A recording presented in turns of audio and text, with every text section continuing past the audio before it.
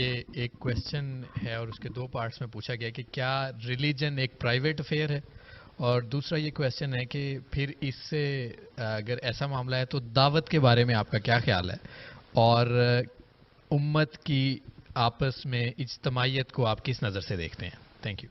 یہ اسلام میں یا مذہب میں مخاطب فرد کو کیا جاتا ہے، یعنی اللہ نے مجھے آپ کو ایمان لانے کی دعوت دی ہے، مجھے اور آپ کو اچھا عمل کرنے کی دعوت دی ہے، مجھے اور آپ سے یہ کہا ہے کہ اگر تم اچھا عمل کرو گے اور اپنے علم کو بھی پاکیزہ رکھو گے تو میں اس کے صلے میں تمہیں ابدی زندگی دوں گا اور اعلیٰ ترین نعمتیں عطا فرماؤں گا۔ گویا مذہب کا اصل موضوع کیا ہے؟ وہ میری موت ہے، یعنی چونکہ مجھے اور آپ کو اس دنیا سے رخصت ہونا ہے تو مذہب اس سوال کا جواب دیتا ہے کہ کیا زندگی اس موت پر ختم ہو رہی ہے یا ایک نئی زندگی کی ابتدا ہو رہی ہے۔ وہ دلائل کے ساتھ یہ بتاتا ہے، اور نہایت قوی علمی اور عقلی دلائل کے ساتھ یہ بتاتا ہے کہ نہیں، زندگی موت پر ختم نہیں ہو رہی، اس کے بعد اصل زندگی شروع ہوگی، اور وہ زندگی ابدی زندگی ہے۔ اس میں کامیابی سے داخل ہونے کی صحیح کرنی، کامیابی سے داخل ہونے کی کوشش کرنی ہے۔ یہ مذہب کا میسج ہے۔ ظاہر ہے یہ فرد کو دیا گیا ہے، لیکن فرد کیا ہمیشہ اکیلا رہتا ہے؟ نہیں۔ فرد کا اگر مطالعہ کریں تو وہ شعور کی عمر کو پہنچتا ہے تو اس کے پیچھے ایک خاندان موجود ہوتا ہے، وہ بڑا ہوتا ہے، شادی کرتا ہے تو میاں اور بیوی کے رشتے وجود میں آ جاتے ہیں، اولاد ہوتی ہے تو ماں باپ کے رشتے وجود میں آ جاتے ہیں، وہ باہر معاش کی جدوجہد کرنے کے لیے نکلتا ہے تو وہاں بے شمار معاملات دوسرے انسانوں سے پیش آنے لگتے ہیں۔ اسی طرح سے انسانی تمدن میں چونکہ یہ ضرورت موجود ہے کہ وہ کسی قبیلے یا کسی ریاست کی صورت میں رہے گا تو ریاست وجود میں آ جاتی ہے، تو سیاست، معیشت، معاشرت، ان سب کا فرد سے تعلق پیدا ہو جاتا ہے۔ ہمارے دین میں زندگی کے ان تمام شعبوں سے متعلق کوئی نہ کوئی ہدایت دی گئی ہے، لیکن ان ہدایات کا ٹارگٹ کیا ہے، ہدف کیا ہے؟ وہ تزکیہ ہے، یعنی خدا ہمیں پاکیزہ دیکھنا چاہتا ہے، گھر میں بھی، باپ کی حیثیت سے بھی، بیوی اور شوہر کی حیثیت سے بھی، کاروبار کرنے والے کی حیثیت سے بھی، ریاست کا نظم چلانے والے کی حیثیت سے بھی، معیشت اور معاشرت کے معاملات طے کرنے والے کی حیثیت سے بھی۔ تو اس وجہ سے اس میں تو کوئی شک نہیں ہے کہ دین کا مخاطب فرد ہے، لیکن فرد چونکہ مختلف حیثیتیں رکھتا ہے تو اس وجہ سے دین ہماری پوری زندگی کے اخلاقی معاملات سے متعلق ہو جاتا ہے۔ تاہم یہ سمجھ لینا چاہیے کہ دین کا کنٹینٹ ہے کیا۔ یہ چار چیزیں ہیں۔ اللہ تعالیٰ کا ہم پر کیا حق پیدا ہوتا ہے، اس کے حوالے سے کچھ عبادات ہیں۔ بدن کی تطہیر کے احکام ہیں، ہمارے بدن کو پاکیزہ رہنا چاہیے، ہمارے خور و نوش، کھانے پینے کو پاکیزہ رہنا چاہیے۔ خدا طیبات کے کھانے کی اجازت دیتا ہے اور خبائث کو حرام قرار دیتا ہے۔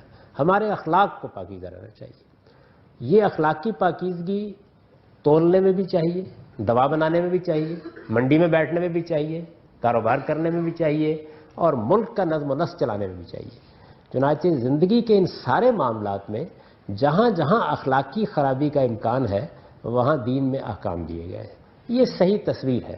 اس صحیح تصویر کو سامنے رکھیے تو اس کے بعد یہ سوال میرے خیال میں ریلیونٹ ہو جاتا ہے کہ پرائیویٹ معاملہ ہے یا پبلک معاملہ ہے۔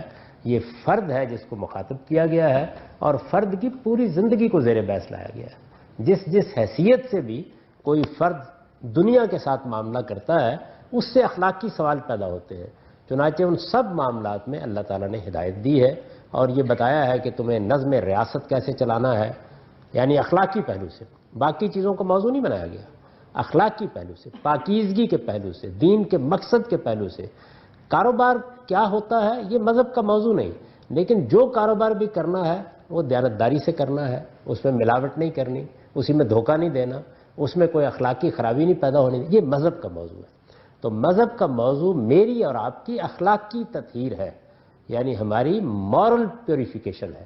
یہ زندگی کے ہر شعبے میں درکار ہے، اس میں کوئی چیز بھی مذہب کے دائرے سے الگ نہیں کی جا سکتی، اس لیے کہ وہ اپنا اخلاقی معیار لے کے آئے گا۔ وہ آپ کی دکان میں بھی آئے گا، وہ آپ کے دفتر میں بھی آئے گا، وہ آپ کے کاروبار میں بھی آئے گا، وہ آپ کی منڈی میں بھی آئے گا، وہ آپ کی تحریر میں بھی آئے گا، وہ آپ کی شاعری میں بھی آئے گا، وہ آپ کے ادب میں بھی آئے گا، وہ آپ کی موسیقی میں بھی آئے گا، وہ آپ کی سیاست میں بھی آئے گا۔ لیکن آئے گا کہاں سے؟ یہیں سے آئے گا کہ تمہیں ہر حال میں اعلیٰ ترین اخلاق پر قائم رہنا ہے. اس کے لیے ہدایات بھی دے گا, اس کے لیے احکام بھی دے گا. یہ مذہب کا صحیح تعارف ہے. کا سیکنڈ حصہ تھا کہ امت کی اجتماعیت کے بارے میں اگر آپ کچھ ریمارک دینا چاہیں. ہم مسلمانوں کی اجتماعیت کی جو بنیاد قرآن مجید میں بیان ہوئی ہے وہ یہ ہے کہ انما المومنون اخوہ. ساری دنیا کے مسلمان وہ کہیں بھی ہوں وہ آپس میں بھائی بھائی. ایک بھائی بھائی ہونے کا تعلق انسانیت کا ہے. ہم سب آدم و حوا کی اولاد ہیں. قرآن مجید نے ہم کو اس طرف بھی توجہ دلائی ہے. اور پھر اس کے بعد جب ہم ایمان کا رشتہ قائم کرتے ہیں تو اب ہمارے درمیان اخوت کا رشتہ قائم ہوتا ہے. یعنی قومیت کا رشتہ نہیں, اخوت کا رشتہ. ہم بھائی بھائی ہیں. بھائی بھائی کی حیثیت سے جو ذمہ داریاں ایک بھائی پر عائد ہونی چاہیے وہ ہم پر عائد ہوتی ہیں. اور وہ کیا ہیں؟ ہم ایک دوسرے کے خیر خواہ رہیں, ایک دوسرے کے لیے اپنے دروازے بند نہ کریں, کوئی مشکل پیش آئے تو اپنے بھائی کی مدد کریں. جہاں کہیں بھی ہمارا کوئی بھائی ہو اس کی خیرخواہی کے جذبے کے ساتھ اس سے معاملہ کریں. یہ ہماری ذمہ داری ہے, اور یہ ذمہ داری خود قرآن مجید نے بیان کر دی ہے. اس سے نہ کوئی زائد ذمہ داری ہم پر ڈالی گئی ہے, نہ اس سے کوئی کم ذمہ داری ڈالی.